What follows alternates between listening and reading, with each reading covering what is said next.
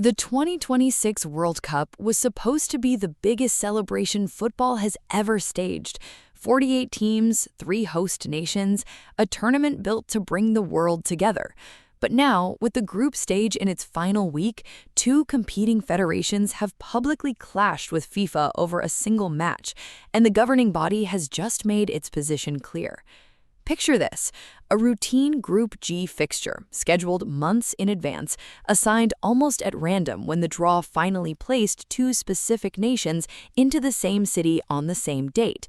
Nothing unusual about that, on paper, except the city in question had already designated that exact date for one of its biggest annual Civic celebrations, months before anyone knew which 2 teams would actually be playing there. And the 2 teams that ended up drawn into that fixture both formally objected, repeatedly, right up until kickoff. So what's really happening here, and why did FIFA ultimately side against both federations? Let's break it down. Start with the background, because the sequence of events matters enormously to understanding how this situation actually unfolded. Long before the World Cup draw took place, Seattle's local organizing committee had already designated June 26th as a special date tied to the city's annual Pride celebrations, an event with a history stretching back more than 50 years in the city. At that point, nobody knew which 2 national teams would actually be assigned to play there. The official World Cup draw happened months later, and when it concluded, Group G's 3rd fixture placed Iran against Egypt at Lumen Field in Seattle on that exact date, while their group rivals Belgium and New Zealand were scheduled to play the same day in nearby Vancouver instead. Almost immediately after the draw, both the Egyptian Football Association and the Football Federation of the Islamic Republic of Iran objected. Egypt's federation sent a formal letter to FIFA's Secretary General, stating it categorically rejects any initiatives related to supporting homosexuality during the fixture, and describing such activities as contradicting the cultural, religious, and social values of the region.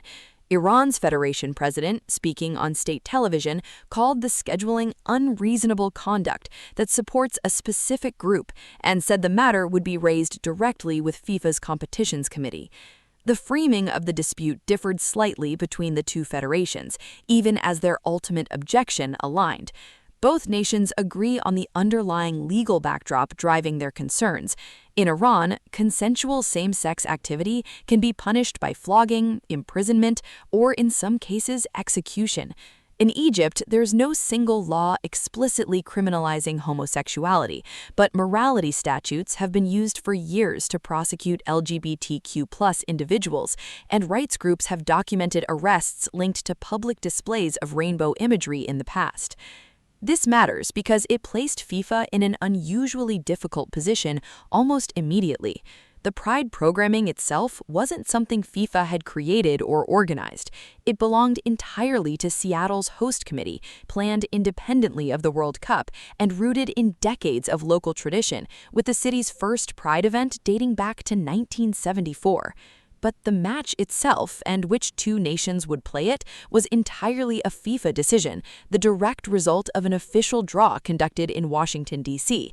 2 organizations, the host city and the world's governing football body, suddenly found their separate decisions colliding in a single high-profile fixture neither had designed to be controversial.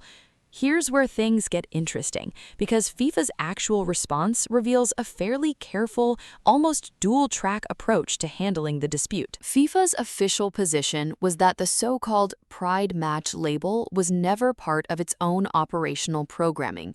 It belongs to the host city, not to FIFA's tournament structure, and FIFA repeatedly clarified that distinction whenever asked.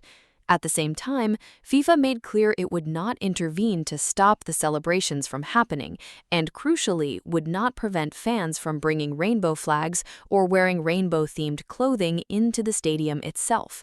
A FIFA spokesperson stated directly that the World Cup is an inclusive event, welcoming people from all backgrounds, and that fans of all sexual orientations and gender identities are welcome at matches and events, adding that general statements of human rights, including flags representing sexual orientation and gender identity, are permitted under the tournament's own stadium regulations. That ruling effectively settled the most concrete part of the dispute. Iran's federation had specifically requested that only officially recognized national flags be permitted inside the venue, a request aimed squarely at preventing rainbow flags from appearing during the match. FIFA declined.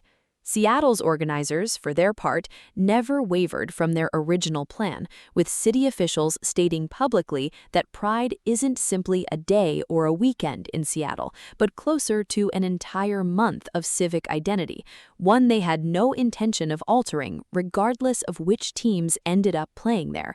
One local organizer involved in the city's World Cup legacy programming told reporters they fully anticipate a lot of rainbow flags inside the stadium itself, alongside plenty of supporters wearing rainbow-themed shirts and accessories throughout the surrounding match day festivities.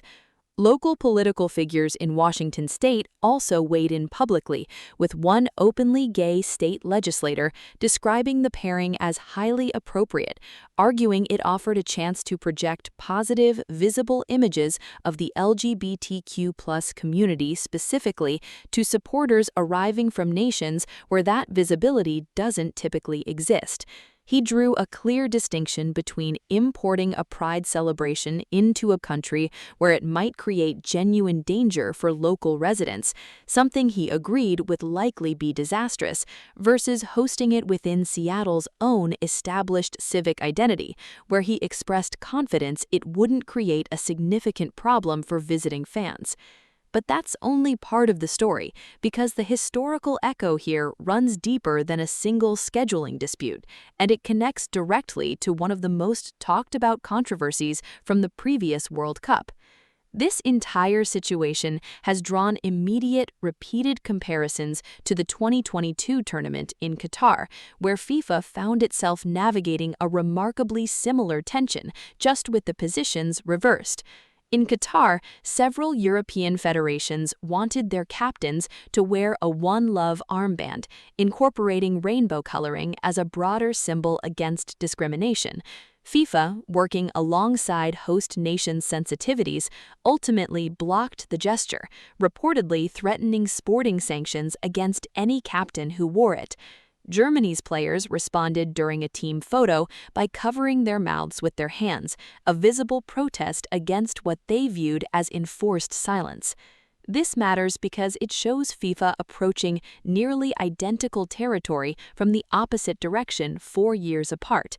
In Qatar, the governing body sided with the host nation's cultural and legal norms over the wishes of visiting federations who wanted to make a symbolic gesture. In Seattle, FIFA has sided with the host city's civic programming over the objections of visiting federations who wanted that same symbolism removed entirely. The bigger issue here isn't really about pride specifically, it's about how a genuinely global tournament spread across cities and cultures with dramatically different social norms decides whose values take precedence when they come into direct conflict over the exact same match. There's an added layer of complexity specific to this tournament's three-nation hosting structure that didn't exist in Qatar. A single host country could, in theory, maintain one consistent cultural standard across every venue it controlled. A tournament split across the United States, Mexico, and Canada inherently invites exactly this kind of situation, where one host city's own civic traditions and values might differ significantly from another's, all while every team involved is simply trying to navigate a schedule decided months in advance by a random draw. Whether FIFA develops clearer guidance for handling these collisions before future expanded tournaments or continues responding to each dispute individually as it arises remains an open question. This situation has only made more relevant. It's worth noting that FIFA's handling of this dispute hasn't satisfied critics on either side of the underlying debate. Some have argued FIFA's insistence that the Pride match isn't officially part of its own programming is a convenient distinction that lets the organization avoid taking a clearer stance either way, benefiting from the inclusive optics without formally endorsing anything itself. Others have pointed out that regardless of how FIFA labels its own involvement, the practical outcome, rainbow flags permitted, host city plans unchanged, represents a meaningful and consistent application of the same non-discrimination principles FIFA claims to hold across all its tournaments. Let's make this human for a moment, because behind the institutional statements are real fans and players navigating something genuinely complicated. For supporters traveling to Seattle specifically to watch their national teams compete, the atmosphere surrounding this particular fixture is unlike anything else in the tournament's group stage. Thousands of fans from two nations with deeply conservative cultural and legal positions on these issues will be arriving in a city actively celebrating an identity many of their own home cultures formally criminalize. Seattle officials have publicly acknowledged preparing for the possibility of protests, setting aside designated demonstration zones near the stadium, and confirming local law enforcement is ready to manage the situation if tensions spill beyond ordinary disagreement. The city's mayor specifically referenced recent matches in Southern California, which had already seen demonstrations connected to broader political tensions surrounding Iran's participation in the tournament, as part of the reasoning behind preparing protest zones well in advance of this particular fixture. A member of Seattle's own LGBTQ+ commission framed the symbolism of the moment directly, describing the visible presence of rainbow flags as a message specifically aimed at the two visiting nations, signaling that the host city remains free and welcoming to every race, sexual orientation, and gender identity, regardless of who happens to be playing on a given night. That kind of framing, explicit and unapologetic, stands in sharp contrast to how some host cities in past tournaments have handled similar friction, often opting for quieter compromises rather than such a clearly stated civic position. For the players themselves, caught entirely outside their control in a dispute generated by federation officials and city planners rather than anything happening on the pitch, the situation adds an unusual layer of attention to what should, ideally, be a straightforward group stage match with real qualification stakes attached. Both teams still need points heading into this fixture, and the football itself, whoever advances from Group G and under what circumstances, risks being overshadowed by a controversy neither squad asked to be part of. Players from both nations have largely avoided commenting publicly on the dispute themselves, leaving federation officials to carry the public-facing side of the disagreement entirely. So, where does this leave things as the match approaches? The most likely outcome, based on everything confirmed so far, is that Friday's fixture goes ahead exactly as scheduled, with Seattle's Pride programming continuing unchanged around the stadium, rainbow flags visible inside the venue itself, and both federations left to express their objections through official statements rather than through any change in policy. FIFA has given no indication of reconsidering its position this close to kickoff, and Seattle's organizers have remained consistently firm throughout the entire build-up to this match, never once suggesting they might scale back or relocate their planned celebrations, regardless of which two nations ended up assigned to the fixture. The more uncertain question is what happens inside the stadium itself once the match actually begins, and whether the genuine tension surrounding the fixture translates into anything visible during play, in the stands, or in the broader media coverage that follows. Given how closely this situation echoes the Qatar dispute from the previous tournament, it's likely to remain a talking point well beyond this single match day, particularly if either federation chooses to escalate their objections further through FIFA's formal committee structures after the final whistle.